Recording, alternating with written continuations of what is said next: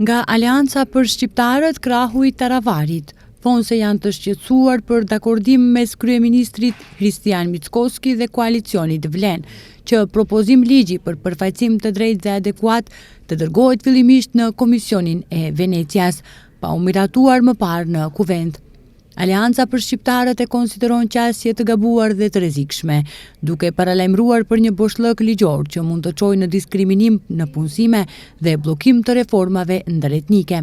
Si shembull, theksohet rasti i ligjit për gjuhët, për të cilin u desh 6 vite për një opinion nga Komisioni i Venecias.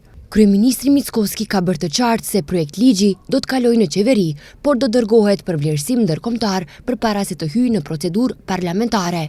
Me këtë qëndrim janë pajtuar edhe liderët e Vlenit, Bilal Kasami dhe Izet Mexhiti, duke e justifikuar vendimin me nevojën për shmangjen e problemeve si ato me ligjin për përdorimin e gjuhëve në gjykatën kushtetuese. Por Aleanca për Shqiptarët paralajmëron se kjo çësje është jo vetëm e gabuar, por edhe e rrezikshme. Nga Aleanca për Shqiptarët deklarojnë se ligji për përfaqësim të drejtë dhe adekuat duhet të miratohet fillimisht në Kuvend, si akt i sovranitetit ligjvënës të Republikës së Maqedonisë së Veriut dhe vetëm pas kësaj të dërgohet për mendim në Komisionin e Venecias. Vetëm kështu mund të shmangen vonesat procedurale, të garantohet mbrojtjen reale e barazisë qytetare dhe të ndalohet keqpërdorimi i punësimeve si instrument politik dhe etnik.